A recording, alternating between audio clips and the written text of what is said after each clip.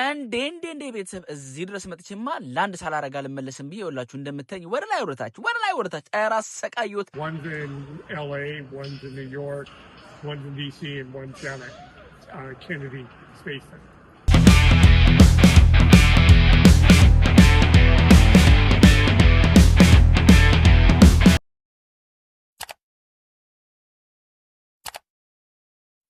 ሰላም የዩቲዩብ ቤተሰቦች እንደምናችሁ እኔ በጣም ደህና ነኝ የኢሳያስ ጸጋዬ ቤተሰቦች እንደምናችሁ አለው ሰብስክራይብ ሳታረጉ እንደምታዩ ደርሰንበታል ሰብስክራይብ እያደረጋችሁ አበረታቱ እንጂ አሁን የምንገኘው የት ነው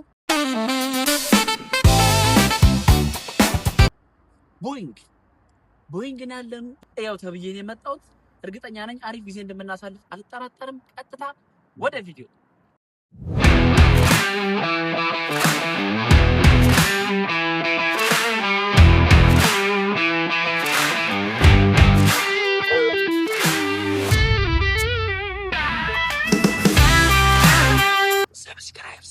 subscribe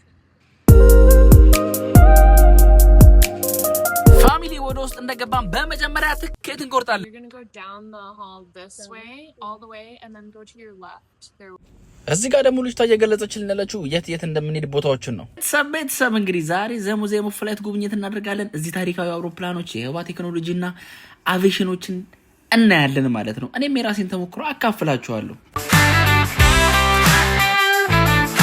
ደግሞ ምን ሄደው ወዴት ነው ወደ ስፔስ ጋላሪ ከመሄዳችን በፊት ይሄ የምታዩትን ድልድይ እናልፈዋለን ማለት ነው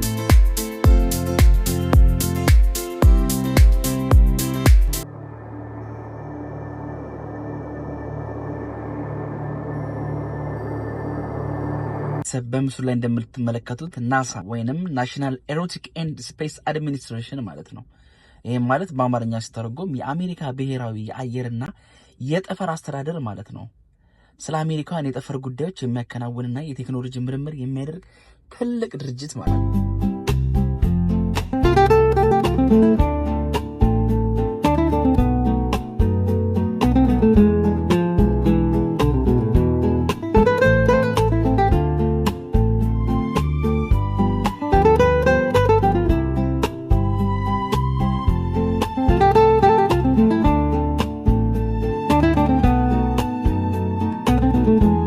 የአሜሪካ የጠፈር ድርጅት ሲሆን ሰዎችን ወደ ጠፈር ለመላክና አጽናፍን ለመመርመር ይሰራል።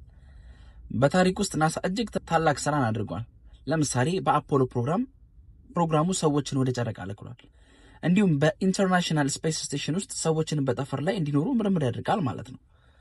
ናሳ ሰዎችን መላክ ብቻ አይደለም፣ ሮቦቶችን ወደ ፕላኔቶች ይልካል እና ከአጽናፍ ዓለምን እንዲሻገሩ ይረዳል ማለት ነው።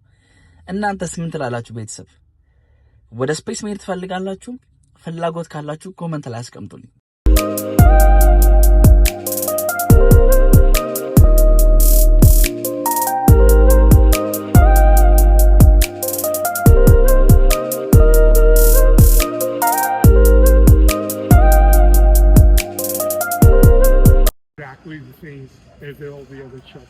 እዚህ ጋር ደግሞ ቤተሰብ እንደምታዩት ስለ ስፔስ ሴንተር የተወሰነ ገለጻ እየሰጠን ነው ማለት ነው። I'm thinking of the Matt Johnson Space Center. One's in LA, one's in New York, one's in DC, and one's down at Kennedy Space Center. እንዴ ቤተሰብ እዚህ ድረስ መጥቼማ ላንድ ሳላረጋ ልመለስም ብዬ ይኸውላችሁ እንደምታዩኝ ወደ ላይ ወረታች ራስ ሰቃዩት ምን ይሻለኛል የኔ ፓይለት በሆን ስንቱን ፈጅቼው ነበር ወይ ጉድ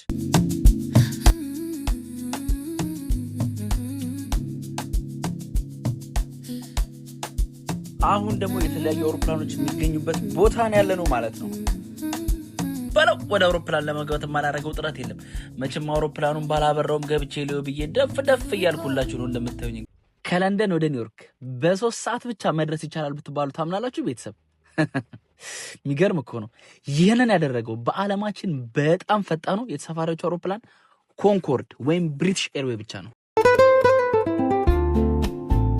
በአለም ላይ ከሁሉም የተሳፋሪዎች አውሮፕላን በጣም ፈጣን ነበር ሌላው በ1969 መጀመሪያ ጊዜ በረረ እና ከ1976 ጀምሮ ተሳፋሪዎችን ማጓጓዝ ጀመረ እንግዲህ ቤተሰብ ይህ አውሮፕላን በአቪዬሽን ታሪክ ውስጥ ታላቅ ምልክት ሆኖ ቀርቷል ማለት ነው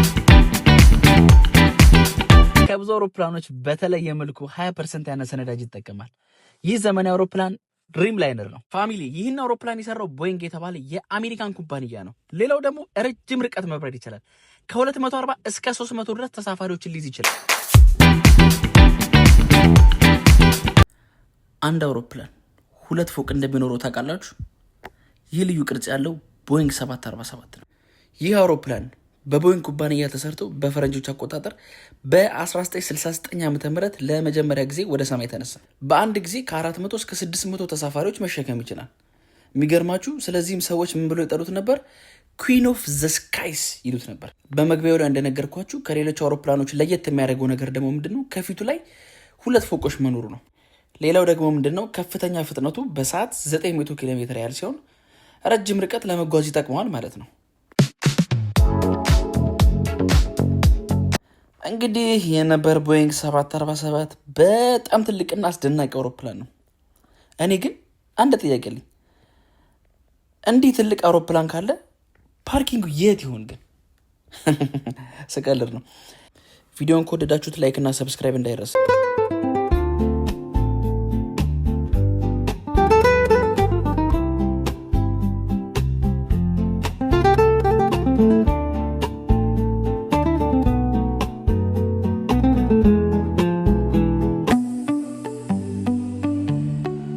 አሁን ደግሞ የምትመለከቱት በሁለተኛው ዓለም ጦርነት የተጠቀሟቸው አውሮፕላኖች፣ የጦር መሳሪያዎች እንዲሁም ልብሶች ናቸው።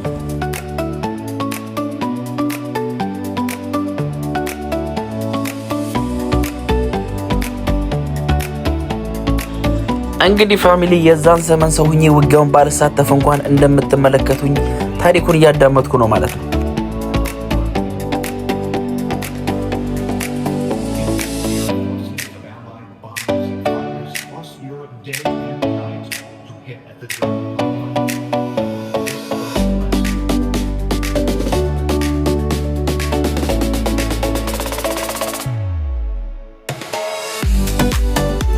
ይህን ቀላል የሚመስል አውሮፕላን ታዩታላችሁ ቤተሰብ። ራይት ፍላየር ነው። 1903 በሁለቱ ወንድማማቾች በኦርቪል ኤንድ ዊልበር ራይት የተሰራ የዓለማችን የመጀመሪያው በኃይል የበረረ አውሮፕላን ነው። ከዚህ ትንሽ አውሮፕላን ተነስቶ ነው አሁን ዓለማችን ላይ የምናያቸው ትልልቅ አውሮፕላኖች የተሰሩት ማለት ነው። እንግዲህ እስካሁን እንዳያችሁት በጣም ትምህርት የሚያስቀስም ብዙ ነገር አይቻለሁ። እስካሁን እዚህ ቆይቼ ማብረር ካልቻልኩማ የሚል ነገር ጥያቄ ፈጠረብኝ። እስቲ ለምን አላበረም ብዬ ወደ ውስጥ እየገባሁ ነው። ቤተሰብ በጥሩ ነገር አጥቶት የድሮ የጦር ጀት እንደዚህ ነበር የሚያበሩት። በጣም ስኬሪ እኮ ነው። በጣም ያስፈራል። ግን ቤተሰብ እዚህ ቀጭን ነገር ውስጥ አስቡት፣ ወደ ላይ ወደ ታች እየተገለባበጣችሁ ሄድ እንዴት እንደሚያስፈራ።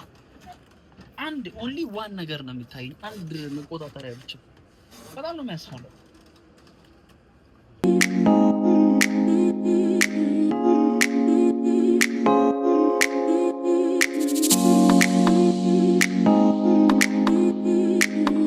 አሁን ደግሞ ያለነው ዊሊያም ኤም ቲያትር ቤት ነው። በዚህ ሰውዬ ስም ነው የተመሰረተው። ይሄ ሰውዬ እንግዲህ የቢዝነስ ኤክስኪዩቲቭ ነበር። ቦይንግ እንዲሰራ አስተዋጽኦ ካደረጉ ሰዎች መካከል አንዱ ነውና በዛም ምክንያት ይህን ሰውዬ ለማሰብ ቲያትር ቤት ተገነባ ማለት ነው። እንዴት አባቱ እንደሚያምር ይሄ ደግሞ በቃ ታሪክ አመጣጡ ገለጻ እሱን ነው የሚሰጠው። ስፔሻሊ ደግሞ ወደ ውስጥ ስትገቡ የሚሰጠው ስሜት ልነግራችሁ አልችልም። በጣም ነው ደስ የሚለው። ትልቅ ነው ጋይስ፣ በጣም ነው የሚያምረው።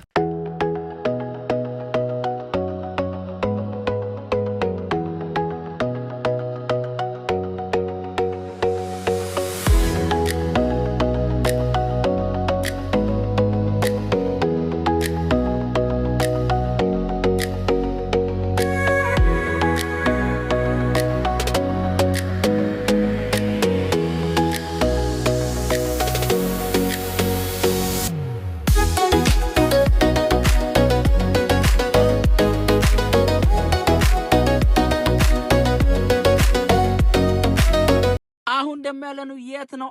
አርት ፍላይት ዞን ያለነው ማለት ነው። ማለትም ልጆች ሙከራ የሚያደርጉበት ስለ ስፔስ ሳይንስ፣ ኤርክራፍት፣ ናሳ የመሳሰሉትን ነገሮች እውቀት የሚቀስሙበት ቦታ ማለትም አንዳንድ ነገሮችን ደግሞ የሚሞክሩበት ትምህርቶችን የሚማሩበት ቦታ ነው ማለት ነው።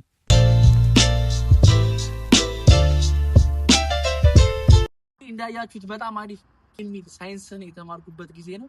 እርግጠኛ ነኝ ቪዲዮ ያያችሁ ሰዎች እንደምትወዱት አልጠራጠርም። እንደምታዩት እንግዲህ በስተመጨረሻ ከታናሽ ወንድሜ ጋር ሰብስክራይብ ያላረገ ሰው ካለ የደውል ምልክቱን ብቻ ሰብስክራይብ ያድርግ። አበረታቱኝ እንጂ ምንድነው። በሌላ ቪዲዮ እስክንገናኝ ድረስ ይመቻል።